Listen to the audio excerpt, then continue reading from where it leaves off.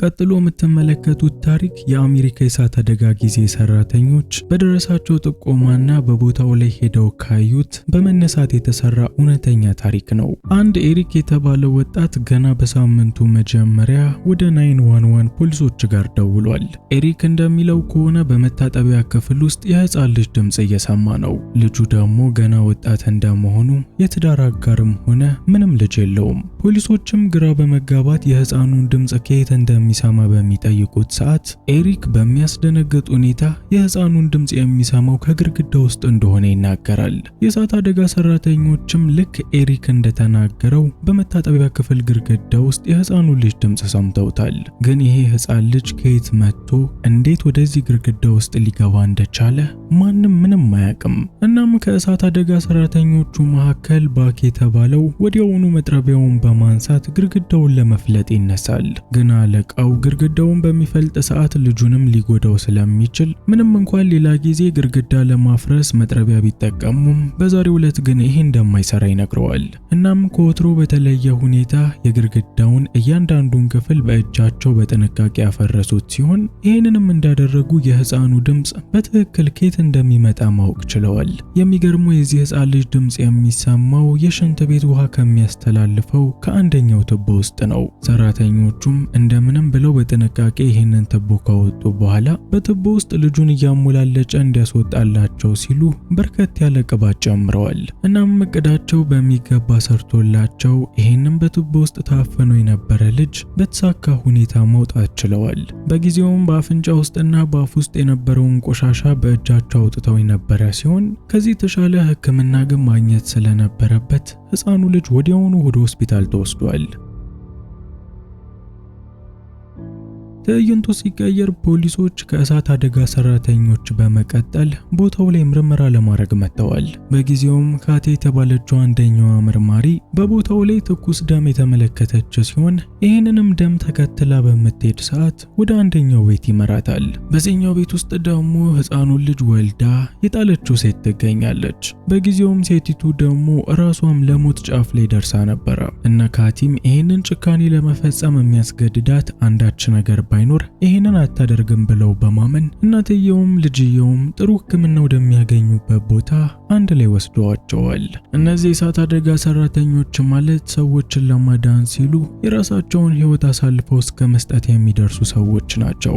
እናም ከዚች ደቂቃ በኋላ የሚጠሩበትና የሚያጋጥማቸውን እያንዳንዱን ነገር አብረን እንመለከታለን። ትዕይንቱ ሲቀየር አንድ ሰው ወደ 911 ፖሊሶች ጋር ደውሏል። የአሁኑ ጥቆማ ደግሞ ለየት ያለ ነው። አንዲት ሴት በትላንትናው ምሽት ጨርቋን እስክትጥል ጠጥታ የነበረ ሲሆን በስካር ስሜት ውስጥም ሆና በአቋራጭ ወደ ቤቴ ገባለው በማለት በሁለት ግድግዳዎች መሃል ተጣብቃለች። ነገርየው ሲያዩት ብዙም የከፋ ጉዳት ማያደርስ ይመስላል። በሚያሳዝን ሁኔታ ግን እቺ ሴት ከ12 ሰዓት በላይ በእንዲህ አይነት ሁኔታ ውስጥ የነበረች ሲሆን የሰውነት ክፍሏም አንድ በአንድ መሰባበርና ከጥቅም ውጪ መሆን ጀምሯል። በጊዜውም ጃክና ጓደኛው እንደምንም ብለው ተባብረው እቺን ሴት ከነበረችበት ጣጣ ያወጧት ሲሆን የበለጠም ሕክምና እንድታገኝ በማለት ወዲያውኑ ወደ ሆስፒታል አደርሰዋታል። ትዕይንቱ ሲቀየር በድጋሚ 911 ጋር አንድ ሰው ደውሏል።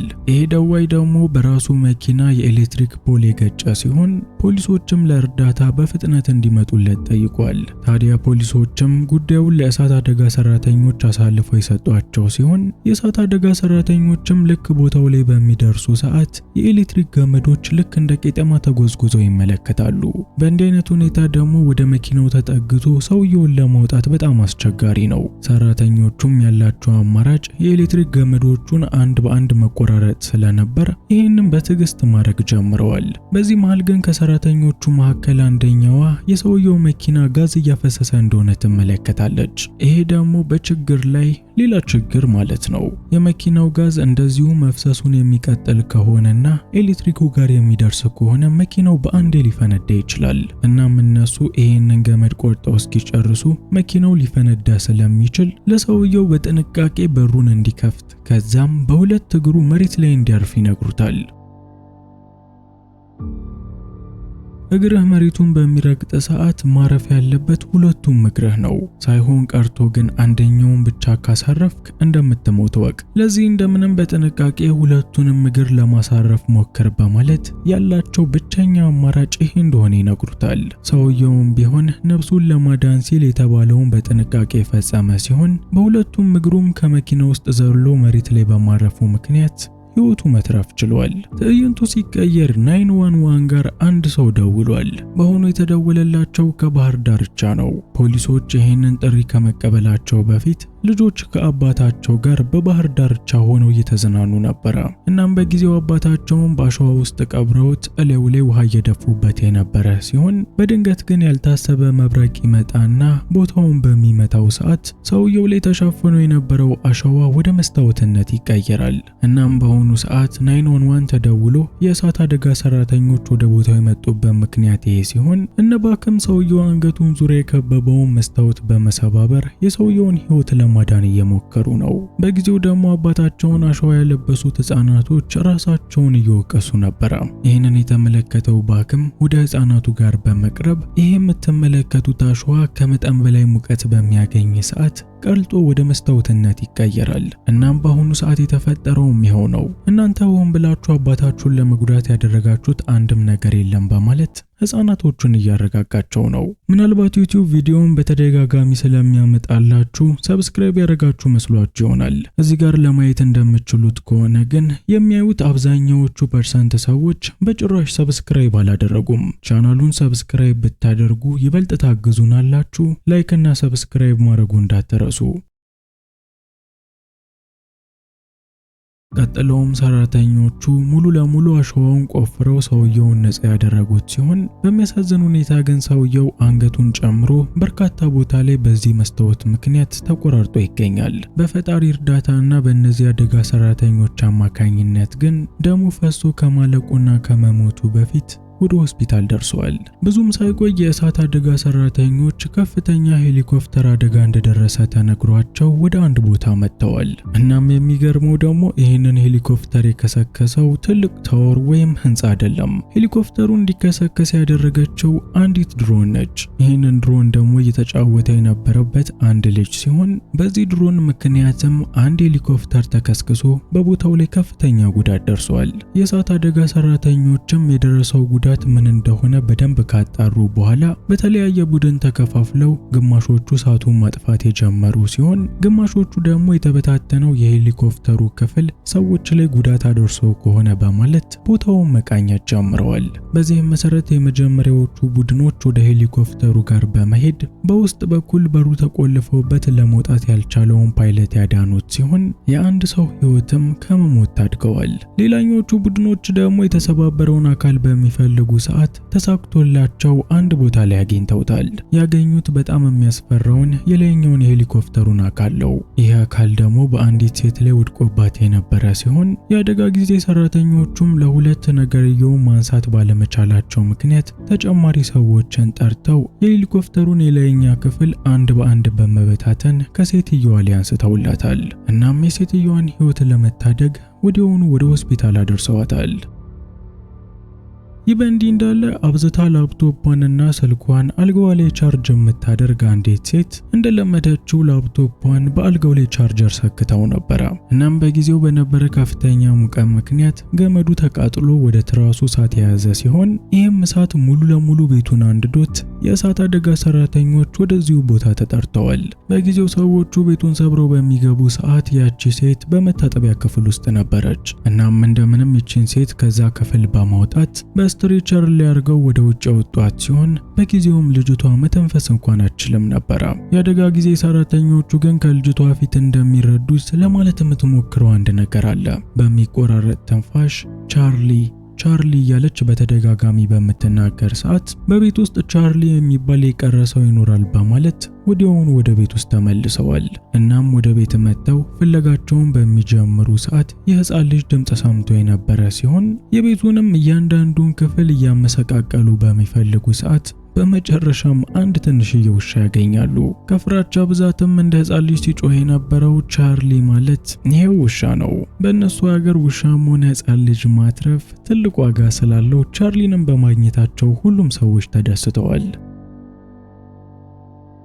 ትዕይንቱ ሲቀየር የአደጋ ጊዜ ሰራተኛ የሆነው ሚለር በቤቱ አቅራቢያ ግርግር ይመለከታል። በአሁኑ ወደ 911 የደወለ ማንም ሰው የለም። ይልቁንም ችግሩ እዛው ሚለር ያለበት ድረስ ነው የመጣው። የሚለር ጎረቤት እንደምትለው ከሆነ 3 ጥቋቁር ሴቶች ከዚህ በፊት እዚሁ ሰፈር ታፍነው ነበረ። እናም የኔ ልጅ ቀን እንደወጣች አልተመለሰችም፣ ታፍናብኛለች በማለት እየተናገረች ነው። እናም ሴትዮዋ የምትጠረጥረው አንድ ሰው አለ። ይህም ሰው ጎረቤቷ ነው። ሰውየው ይህንን በምትናገር ሰዓት በመስታወት ቆሞ እየተመለከተ የነበረ ሲሆን እነ ሚለርም ምናልባት ሴትዮዋ የምታወራው እውነት ሊሆን ይችላል በማለት ወደ ሰውየው ቤት መጥተዋል። ሰውየው ግን እነሱ ከሚያስቡት በላይ ትዕቢተኛ ሲሆን ማናቸውንም ወደ ውስጥ ለማስገባትም ፈቃደኛ አይደለም። የእሳት አደጋ ሰራተኛ ነኝ ስላላችሁ ማስገባችሁ መስሏችሁ ነው? ከበሬ ላይ ዞር በሉልኝ በማለት እያንዳንዳቸው ከዚህ እንዲሄዱ ይነግራቸዋል። ብዙም ሳይቆይ ከቦታው ላይ ችግር እንዳለ የተነገራቸው ፖሊሶች ወደ ቦታው ላይ መጥተዋል። ልጇ የጠፋችባት እናት እንደምትናገረው ከሆነ ለፖሊሶች ከደወለች በጣም ቆይታ ነበረ። እነሱ ግን ችላ ብለዋት አሁን ገና የመጡ ሲሆን ከመጡም በኋላ ከሷ ወገን ሊሆኑላት አልቻለም። ለጎረቤቷ እያገዙ የሚገኝ ሲሆን እናትየውንም እቺ ሴት ሁሌም እንደረበሸች ነው፣ በጥባጭ ነች በማለት በሁሉም ፊት የልጇን መጥፋት ሊያቃልሉባት ይሞክራሉ። በፖሊሶቹ ንግግር የተናደዱት እነ ሚለርም ወደ ሰውየው ቤት በድጋሚ ሄዱ ሲሆን ሰውየው ግን ማንኛቸውንም ቢሆን ወደ ውስጥ ለማስገባት ፈቃደኛ አይደለም። ፖሊሶችም ቢሆን የሰው ቤት አደብድቡ፣ ሰውየው ምንም አያውቅም በማለት እነ ሚለርን ይሄንን ከማድረግ እንዲቆጠቡ እየነገሯቸው ነው። እናም በፖሊሶቹና በሚለር መሃል እንዲህ ያለ ጭቅጭቅ እየተፈጠረ በነበረ ሰዓት በድንገት የተጠርጣሪው ሰውዬ ቤት እሳት መንደድ የጀመረ ሲሆን ሰውየውም ቢሆን እሳቱ ከቁጥጥሩ ውጪ ስለነበር ወዲያውኑ ነፍሱን ለማዳን ሲል ከቤቱ በሩጫ ወጥቷል።